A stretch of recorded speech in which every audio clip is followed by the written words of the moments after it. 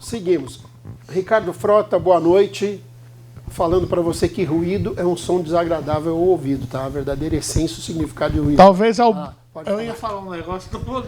Boa noite, Cícero. Boa noite, Ebert, Ramon Cujuí, Zezinho. Você que está em casa nos prestigiando mais uma vez com a sua audiência.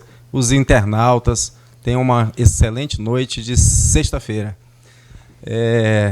Essa questão do Ivo Cassol, eu até falei num programa anterior, né? Que ele ia vir sangrando e a justiça não ia, no caso dele, não ia ser tão morosa assim como muita gente estava achando. Tá? A gente viu uma resposta, inclusive, muito mais rápida do que a gente imaginava. O que acontece? O Alexandre de Moraes, ele, aliás, regimentalmente falando, o regimento do STF fala que um ministro ele pode pedir vista e tem um prazo de 10 dias. Ele pode ficar 10 dias com o processo e é prorrogado esse tempo por mais 10 dias automaticamente.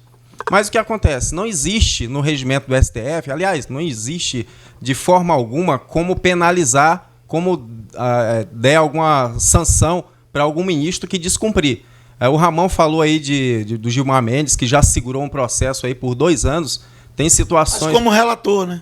Tem situações aí de ministros anteriores que conseguiram segurar por 8 anos. Como relator, 8 anos. Ricardo. 8 anos pelo pedido de vista.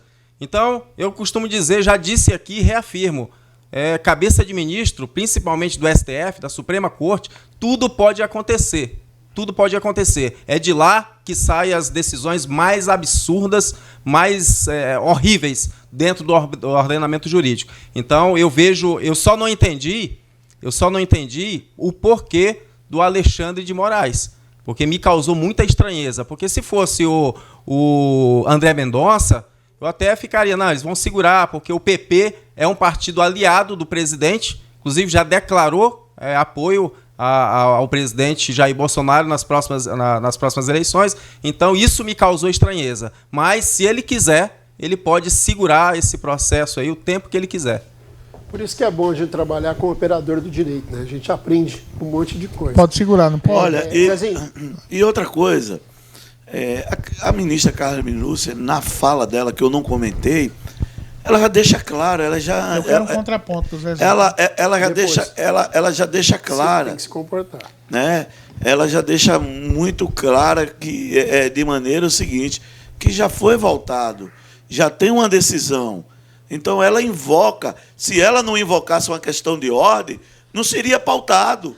Poderia o Cássio ter segurado. Ela já explica, né, Zezé? Ela já explica, e a questão de ordem dela é que pauta para hoje, ali no plenário virtual, e começa a votação, e já tem um pedido de vista logo na sequência. Mas o pedido de vista, isso é normal, natural, mas essa matéria já está vencida. E ela é muito clara. Então, eu não acredito. O Ebert, ele como palpiteiro, que eu sei que ele é palpiteiro, ele vai jogar para a plateia. Mas depois, está gravado aqui, e eu vou dizer, viu aí que você falou com ruído. Enquanto tiver ruído, ele vai candidato. Não existe. E eu espero também que o juiz responda também sobre a indicação lá do partido dele para fazer essa lambança aqui em Rondônia.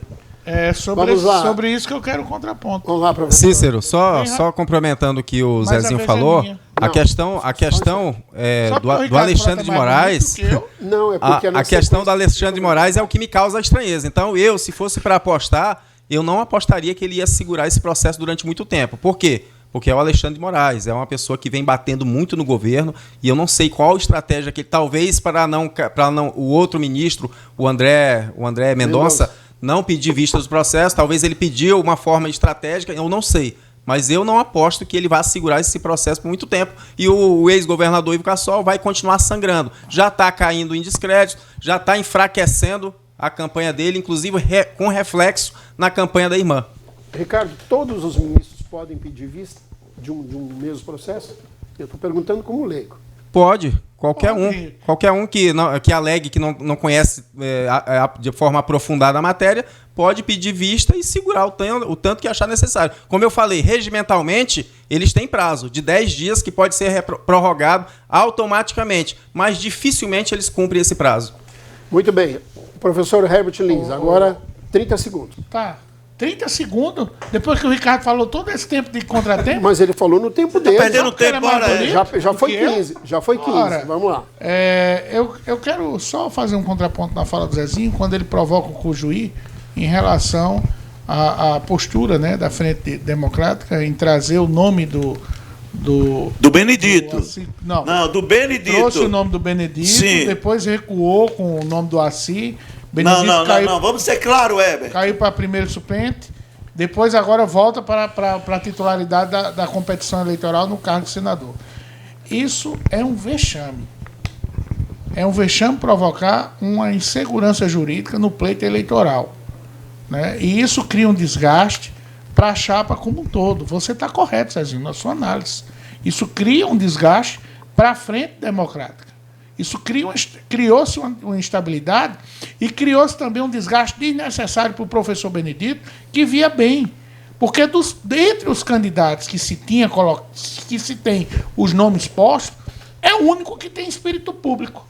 Os outros, todos é para tratar dos seus interesses particulares das suas empresas e dos interesses familiares e do grupo político que lhe apoia, que é tudo empresarial.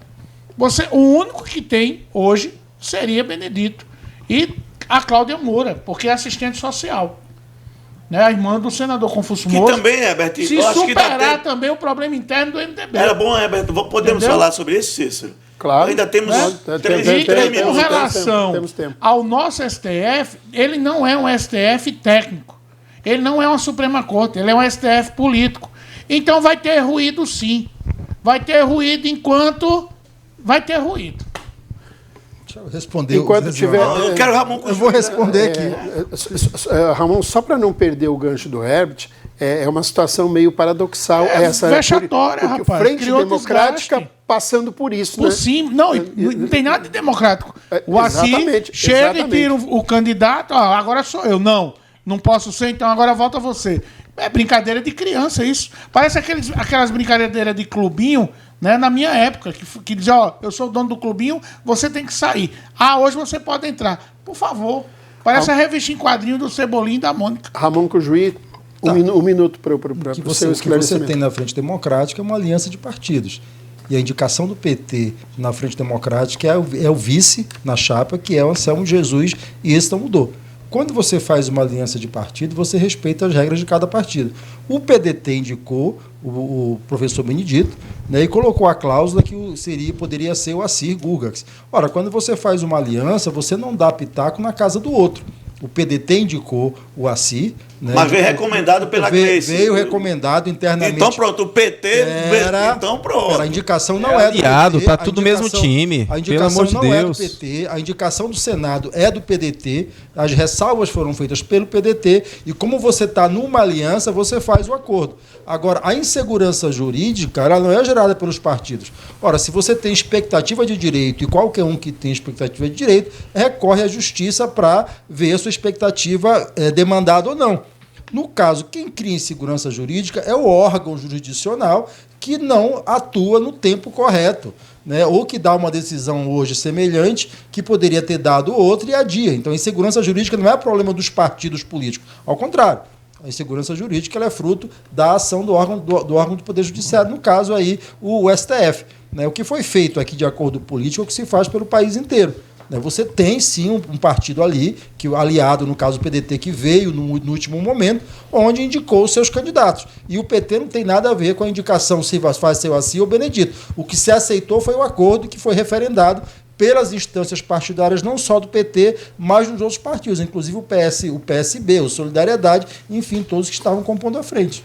Mas criou um desgaste, Eu falei isso no começo, que esse movimento dentro da frente, de ser primeiro ser o professor Benedito, depois o Assi, ele trouxe um desgaste para a candidatura do professor Benedito, isso é óbvio. E desse imbróglio todo, quem se beneficia, eu disse isso também, é a candidatura do senador, do candidato Expedito Júnior. Agora, Ramon, essa decisão de hoje, ela me parece uma decisão muito sensata. Não por conta do impedimento do senador Assir, mas sim justamente para não deixar que porque isso é prejuízo financeiro também, deixar se montar toda uma estrutura, o STF sabendo disso que precisa de uma estrutura, seja para o senador ou para um deputado ou para a majoritária de governo, se monta toda uma estrutura e aí você fica protelando, para daqui a pouco ali na frente dizer, não, agora não brinca mais, não pode mais. É complicado isso, né? Mas aí a responsabilidade não é do STF.